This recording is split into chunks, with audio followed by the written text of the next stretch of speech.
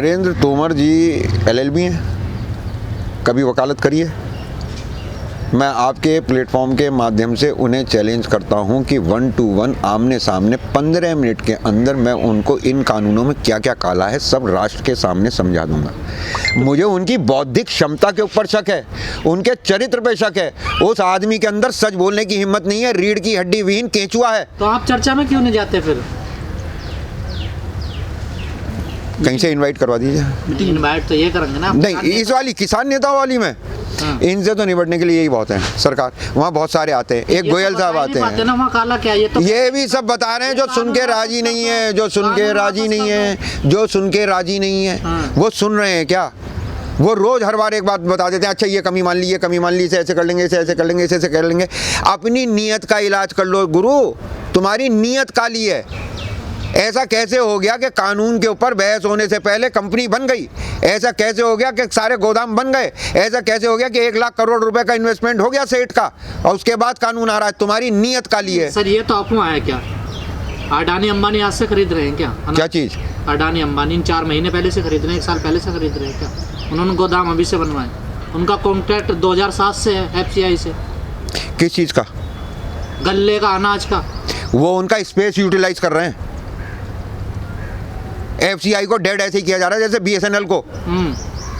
उनका space utilise कर रहे हैं। उनके एग्रीमेंट की कॉपी तो पढ़ के देखो, और उसके बाद जगह नहीं बचेगी। क्यों? अब इनके खुद के बन गए।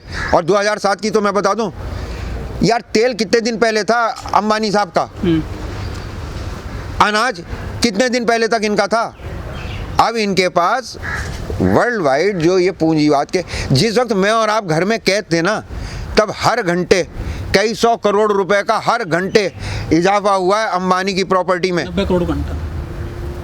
43,480 करोड़ रुपए का एग्रीमेंट अकेला 9.9% जियो के अंदर शेयर बेचा है फेसबुक को। जो इतना पैसा लग रहा है वो पैसा कमा के ही तो देगा, वरना अंबानी सेठ कर्जदार नहीं हो जाएगा। नहीं, सरकार का तर्क रहता है जब प्राइवेट कंपनी आएंगी तो सुविधा अच्छी मिलेगी, लोगों को सर्विस मिलेगी, तो लोग तो उठाते हैं उसका। तो ठीक है, तो बिल्कुल सही बात कह रही है, सरकार से मैं भी सहमत हूँ। वो प्राइवेट सेक्टर में ही सरकार दे दे। वो सरकार में क्यों आते हैं? वोट मांगने क्यों आते हैं? फिर बिचौलिए की जरूरत ही कहाँ है? सरकार अगर बिचौलिए के रूप में से उनके एजेंट के तरीके से काम कर रही है तो मोदी जी से कहो बाहर जाएं, अडानी अंबानी डिसाइड कर लें कौन सत्ता में बैठेगा, हम उनसे बात कर लेंगे। सर 2014 के बाद से 2021 तक मोदी जी की जो कोई इमेज है, नोटबंदी के बाद से या GST, दुनिया भर के उन्होंने जो बदलाव किए हैं अर्थव्यवस्था में, कुछ उनका जो पर्दा कुछ हटा है, उनकी जो ये काम कर रहे हैं, लोगों को जो भ्रमित कर रहे हैं, कुछ कम हुआ है क्या इस साल में? हाँ देखो, जिसकी थाली में से रोटी गायब होती जा रही है और जिसके पेट पे लात पड़ती जा रही है, जिसका बाप बिना ऑक्सीजन के मरता जा रहा है, जिसकी माँ अस्पताल ढूंढते ढूंढते मर रही है, उन लोगों की आँख थोड़ी खुल रही है। अभी आपने सबसे बड़ी बात कही थी नोटबंदी की।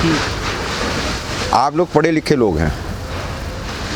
भारत की मुद्रा 16.5 लाख करोड़ की बताई थी जिस दिन इन्होंने बंद करी थी। वित्त मंत्री ने कहा कि 85% मुद्रा 500 और 1000 के नोट में थी।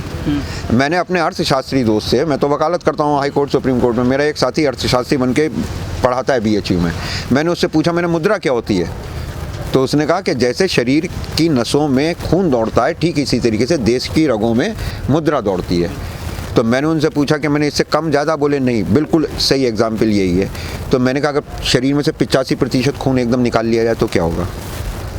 तो उसने कहा डेथ। मैंने कहा और अगर बच गए? तो उसने कहा बहुत लंबे समय तक इलाज चलेगा, फिर ये देखा जाएगा आँख कितनी बची, किडनी कितनी बची, लीवर कितनी बची। भारत माता ICU में है मेरे दोस्त। 85% खून इस बेवकूफ़ ने एक झटके से इसके शरीर से विड्रॉ कर लिया है।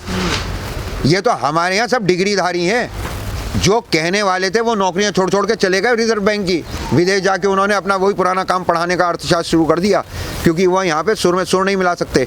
और अब आपके रिजर्व बैंक का गवर्नर उस आदमी को बनाया गया जो ये कहता था नोटबंदी के टाइम पे, ये कहता था, MA हिस्ट्री है वो, IAS है, जो ये कहता था कि लोग परेशान कर रहे हैं, बार बार बैंकों की लाइन में आके लग रहे हैं, इनके हाथ पे इलेक्शन वाली इंक लगा देनी चाहिए। कितना डेमोक्रेटिक रहा होगा, कितना रूल ऑफ लॉ वाला रहा होगा।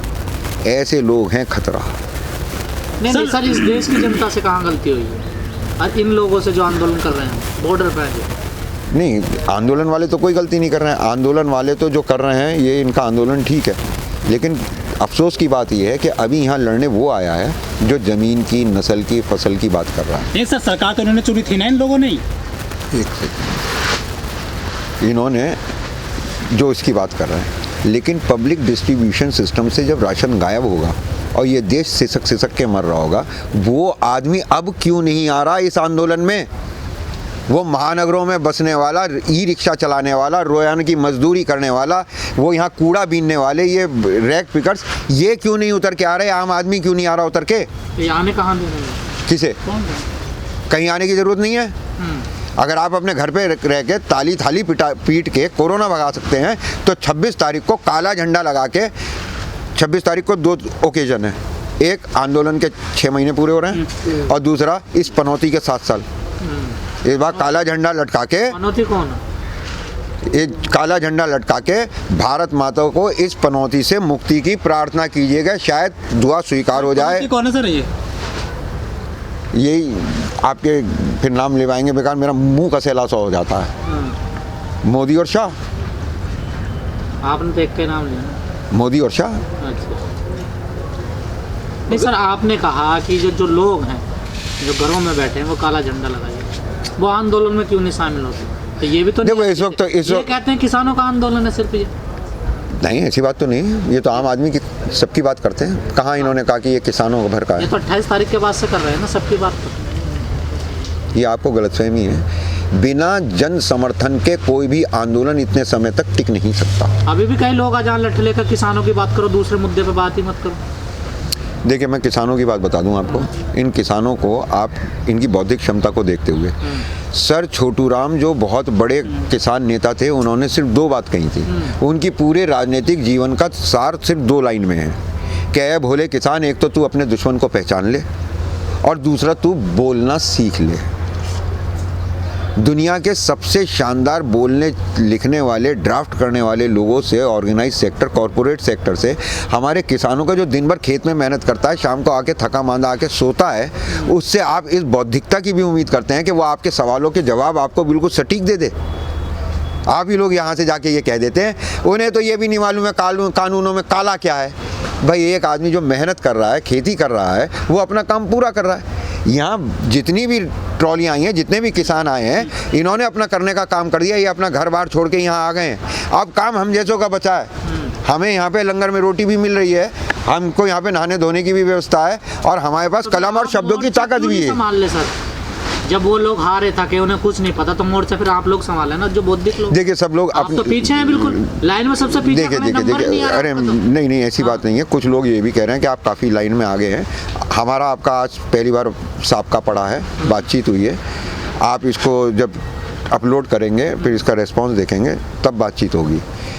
बहुत दिन से, आज से ही नहीं, मैं शाहीन बाग में भी था। मेरे से भी लोग यहाँ लड़ जाते हैं कि शाहीन बाग के आंदोलन का और यहाँ के आंदोलन का क्या समानता है, कि भाई वहाँ भी अन्यायकारी कानून थे, तुम्हारी समझ में नहीं आ रहे थे। यहाँ भी अन्यायकारी कानून है, तुम्हारी समझ में नहीं आ रहे हैं। तो मैं तो आंदोलन जीवी बना दिया मोदी जी सर, ने। आखिरी सवाल आपसे, जो देश की मेन स्ट्रीम मीडिया है, चाहे प्रिंट हो चाहे इलेक्ट्रॉनिक हो, वो कितना?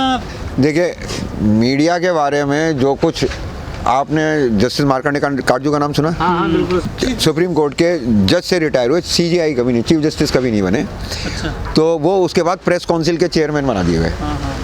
तो जब वो इलाहाबाद हाई कोर्ट में 29 नंबर कोर्ट में बैठा करते थे, तो वो मेरी जवानी के दिन थे और वो गुस्सा किया करते थे।